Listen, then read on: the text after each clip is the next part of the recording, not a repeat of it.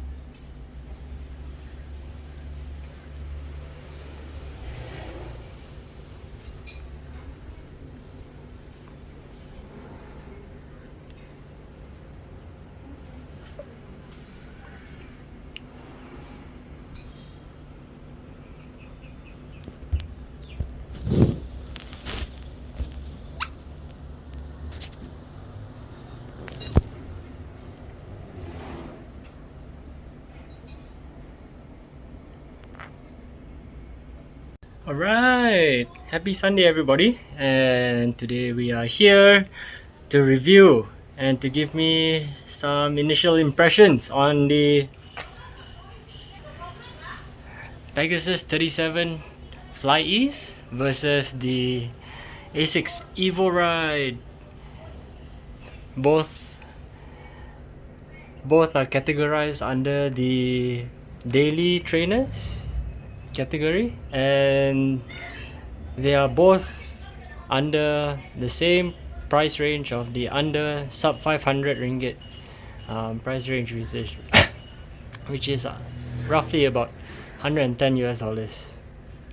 Alright, so let's get into it. So now coming up with the Pegasus 37, I've just run 21 kilometers in this. Like literally, as you can see, I'm still quite wet, and it was mucky today. Weather was pretty wet early this morning. Ran through some puddles, wet roads, and basically today we are going to finally come to a conclusion after the first 50 kilometers in both these shoes, where I've been battling this out over the past week with different training regimes, and it's gonna be a hard decision to decide on who will stay in my running circle. Oh my gosh, I've totally lost for words. I'm slightly dehydrated. Okay, so there you go. Apologies, as yeah, I just came back from my run. I was a bit too excited to get into the review, and yeah, I just need to get some water into my system. And alright, so let's get into this. Okay, so I'll run through with you each of the shoes, what do I think of them, and I'll give them each a similar rating out of 10. And so we'll start with the upper. So the upper in the Pegasus 37, my first initial runs in them caused a little bit of issues on the front portion of the upper, where it's quite snug in the toe box area. I realized that the feeling of this shoe tends to run more towards how the previous Pegasus 36, 35s, and even the 34s, where the toe room is slightly more snug, and it feels more racer-like, where it hugs around your foot a little bit more, as compared to the Asics Evoride. The Asics Evoride tends to have more spacious in the, tends to be a bit more spacious in the toe room as compared to the Pegasus 37. So moving on, the laces, the lacing system on the Pegasus 37 runs with these it's some sort of like the previous version of the Flywire, except that now they have structured it in such a way, not sure if you can see it here, but there is a lacing system that pulls all the way down to wrap around the top of your foot to keep the I'm not sure if you can see this, but it's to keep the shoes nice and snug onto your foot as you are doing your stride. Right, so that's for the lacing system. And the other thing that I really like about this shoe, which makes everything so convenient and so easy, is the Flyease system. It's so smart.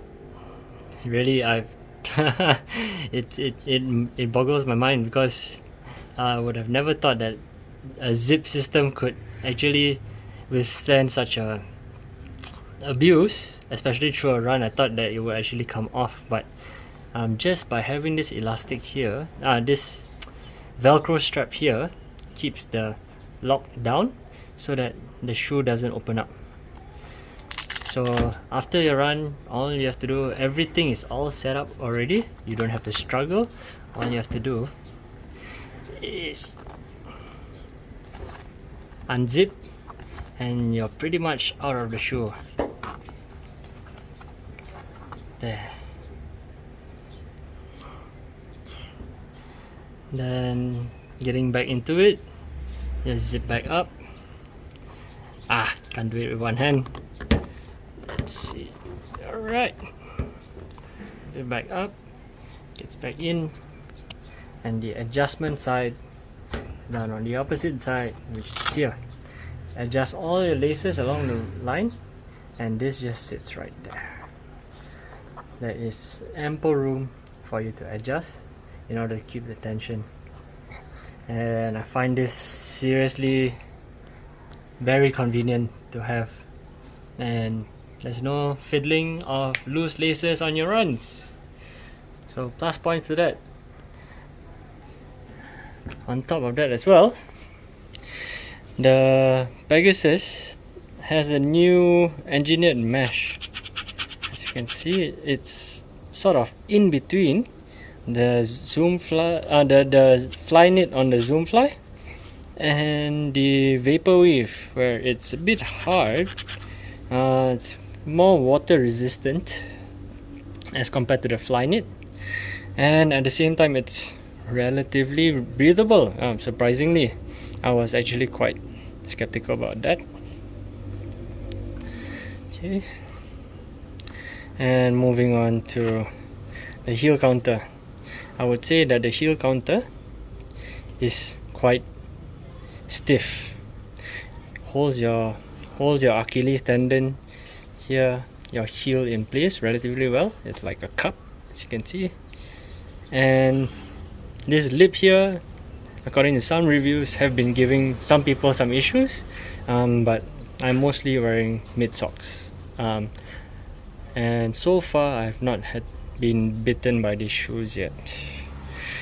So overall, for the upper of the Pegasus 37, I would give an easy 7/10. Right, now moving on to the Asics Evoride. To be honest, among the two shoes, to me this is the most beautiful shoe I've ever seen. Love the white and gold classy look.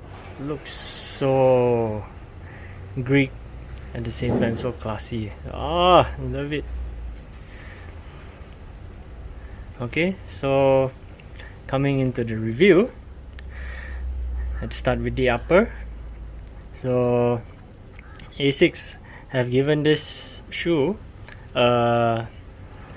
engineered mesh as well, but more along the lines of their Asics, like a jacquard mesh, where it's similar to the Kayano series, similar to the Nova Blast, where it's thin, it's relatively breathable, but I would rate the breathability on the Pegasus 37 slightly ahead of this, as I've run in this in similar conditions and it started getting a bit mucky on the insides of the shoes, because I'm one person who sweats a lot, and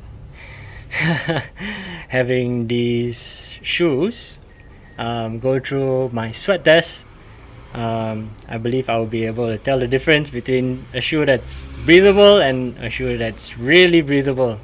To me, the top of my list would actually be the Hoka One One Rincons. Those are the most breathable shoes I've ever worn. Okay, coming back to this Asics. Hold on 1 minute. Right, come back to this. So got my sturdy stool here, so I can finally focus on reviewing the shoe instead of juggling around. So Asics has given this a jacquard mesh, which is pretty breathable. As you can see, they have holes, you can even see through the holes, and the lacing system has not given me any issues. As you can see, I've already got the runner's knot on to help keep my heels in, because initially when I first ran in these shoes I had a lot of heel slippage.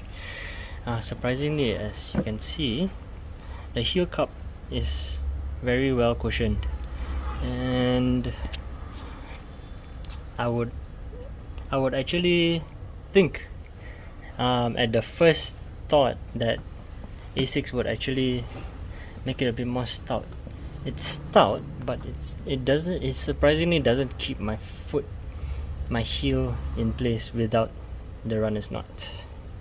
Okay, however, the positioning of the laces were pretty good. I did not feel any significant pressure over the top of my foot.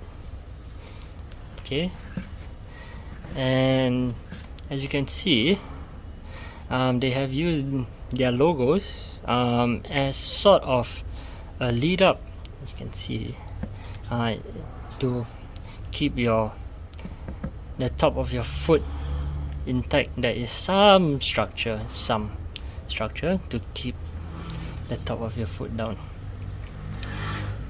So coming to the downside of the top of the upper of this shoe is actually the tongue. I seriously do not like this tongue.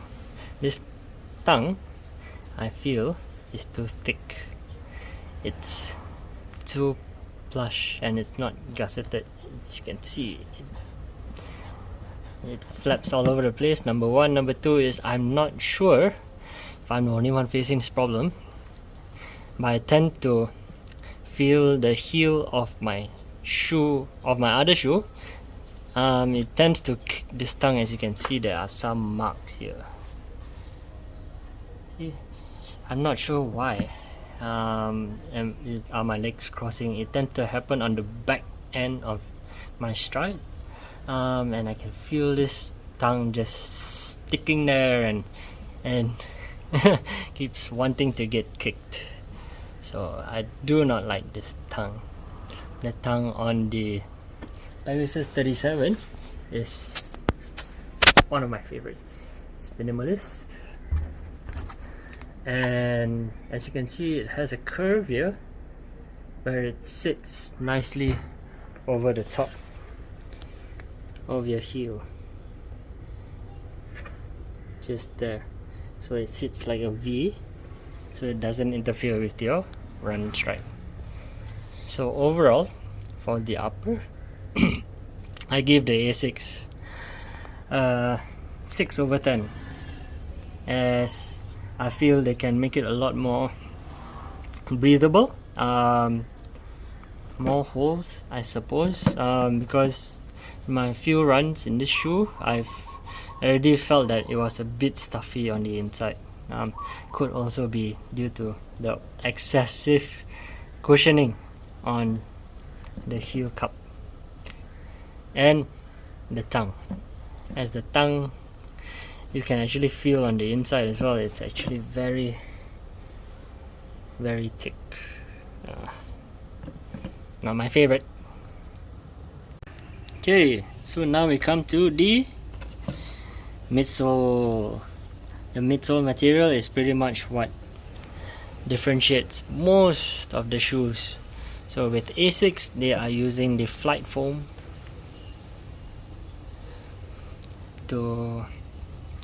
as their midsole material. The midsole is the very thing that actually creates your cushioning, and this is quite hard. Okay, however, this midsole is pretty light. It's very reactive. I believe that they actually used this material because they wanted to create that minimalist sort of reactive feeling. Their approach to this shoe was more to guide your shoe, guide your stride along the way. As you can see, the shape of the midsole, it's a rocker type of feel where it rocks. So that's their idea. So could possibly be that reason where they actually used a slightly higher dense foam, which is actually light, to help you get on your gait cycle. So my feelings about using this flight foam is that it tends to be a bit harsh on longer runs. When I did my 21 km in this shoe, my feet felt a little beaten up. It's not that bad, but it's a lot more than what I've experienced in my other shoes, like the Kayanos, like the Zoom Fly Flyknit, Zoom Fly 3, in the Vaporfly. Yeah, just not what I'm really used to. On top of that as well, this does not have a carbon plate, similarly to the Pegasus 37. So you tend to have to use a bit more of your calf, which you feel a bit more with this sort of shoe.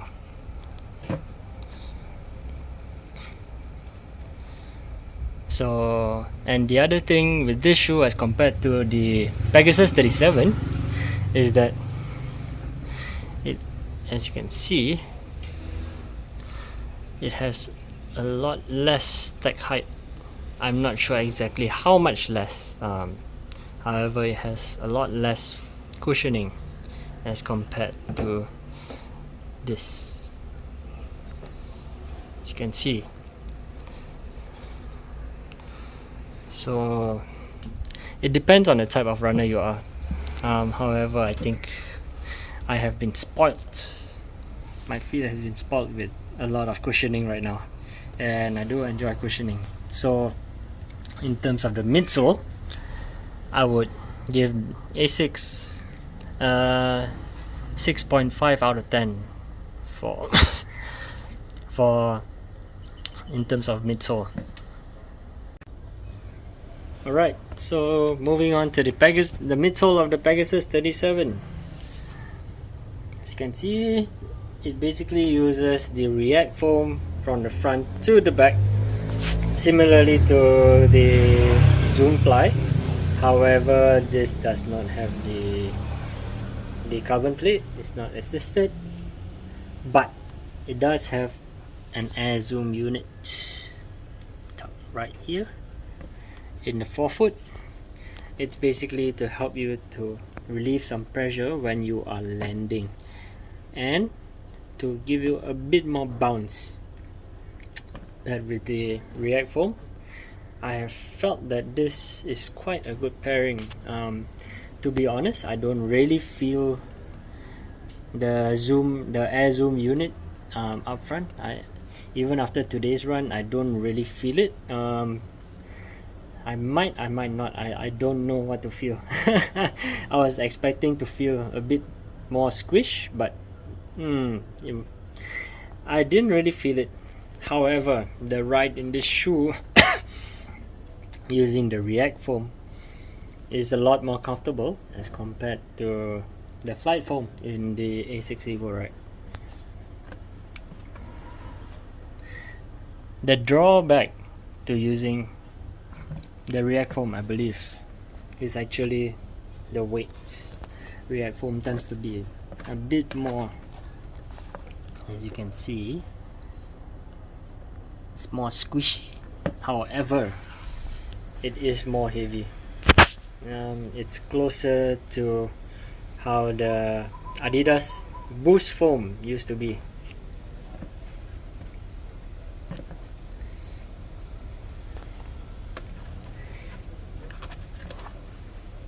Squishy but comfortable.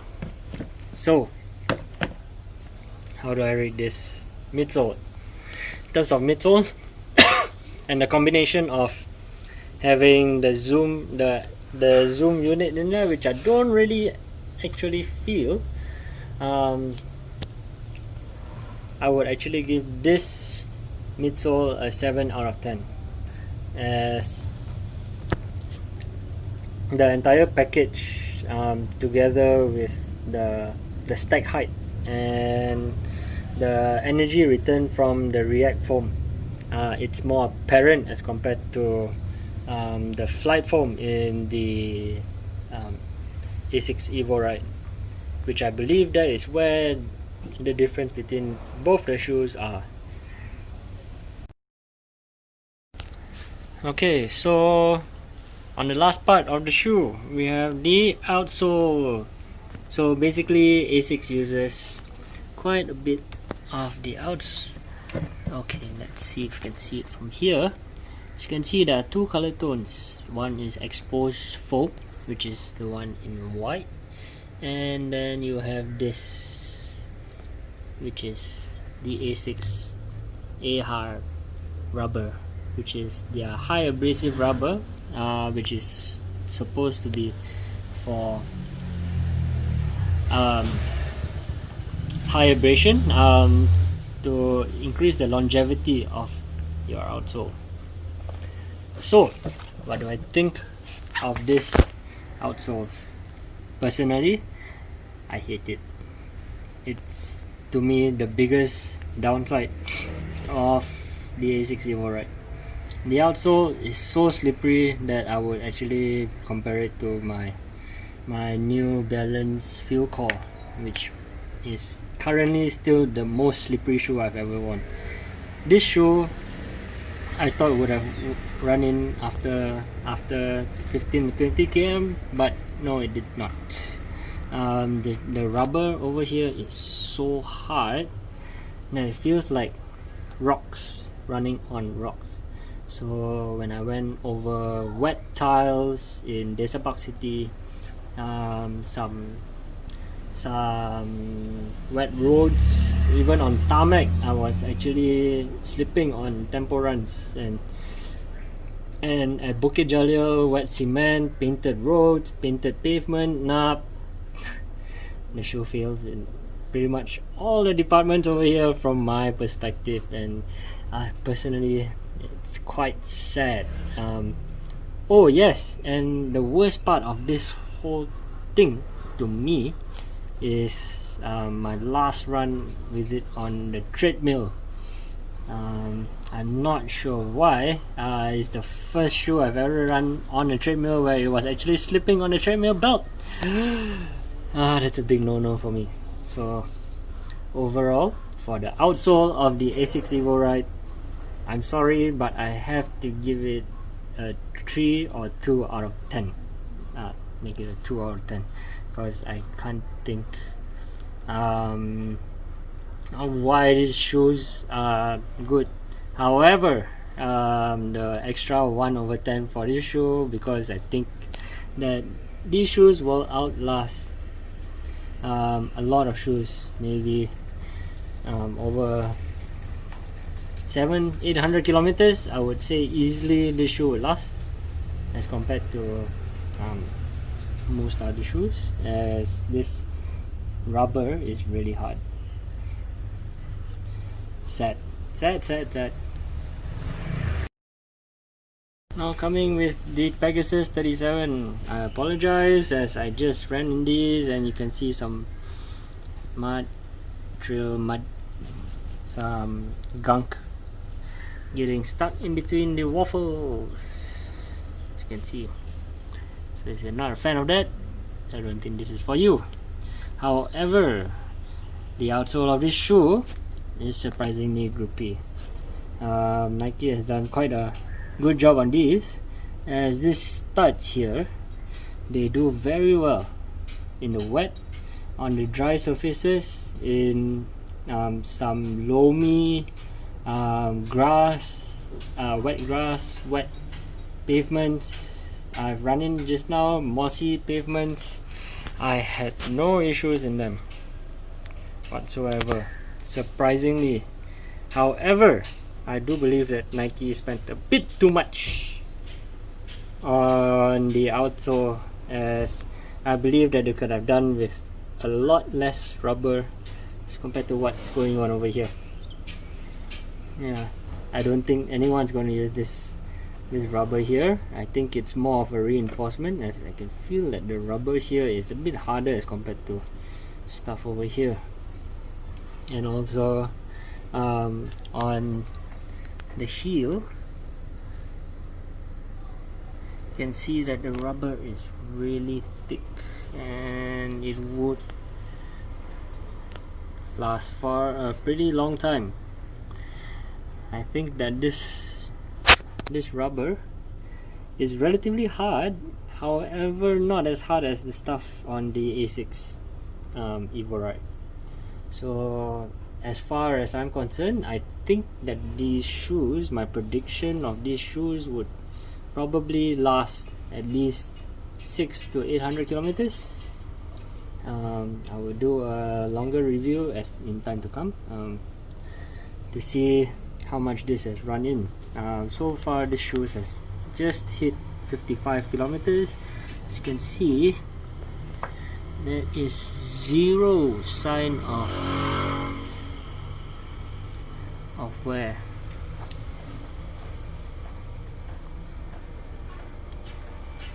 Overall, from what I can see, what I feel, what I've run in right now, for the Pegasus 37's outsole, I would give it a solid 7 out of 10, as I still feel that the stuff on the Nike Zoomfly and Zoomfly 3, the Nike Zoomfly 3 has done a very good job on the outsole in terms of keeping the rubber to its minimal, and at the same time running 500 kilometers and still having no major wear and tear, still working very well. The React foam is very good, still bouncy as always. I do feel that they have done a better job in the Zoomfly 3 as compared to this, so I'll give it a solid 7 out of 10. Alright, so my main review for both the Pegasus 37 is right here, and the Asics Evoride, which is just right there. Right, so what are your thoughts coming back? So to me, the Pegasus 37 and the Asics Evorides are really good all-rounders. However, the Pegasus 37's drawbacks is mainly on its weight It's quite a weighty shoe for a daily trainer. I do believe that it's probably heavier than the Zoom Fly 3. However, the Asics Evoride, sorry, beg your pardon, is light, is nimble. However, the drawbacks is on the outsole, which is pretty slippery on most surfaces, and the comfort, which is given by the stack height of the midsole and the material of the midsole as well. So, in conclusion, this is actually quite hard, as personally I would actually call the Asics Evoride a very good tempo training shoe. However, on the slower runs, you tend to feel that it's lacking the comfort that you need, especially when you're having heavy legs from a hard week. However, the Pegasus 37 tends to lag on the higher end where you try to push it. It tends to be a little bit lazy. However, it is a largely more forgiving shoe, and the upper is that much more breathable and somewhat more comfortable, just a little bit less roomy as compared to the Asics Evoride. And also, I'd like to also highlight that the more I run in the Pegasus 37, the more it tends to sort of like heat mold around my foot, where it's slowly breaking in and it's becoming more and more comfortable with every run, as compared to the Asics Evoride, which was comfortable already to begin with. However, the midsole, in absorbing the impact of your run, was not apparent. So in conclusion, I would like to say that the Pegasus 37 is staying in my run rotation. I believe that I believe that the comfort of the midsole combined with the ease of having the Flyease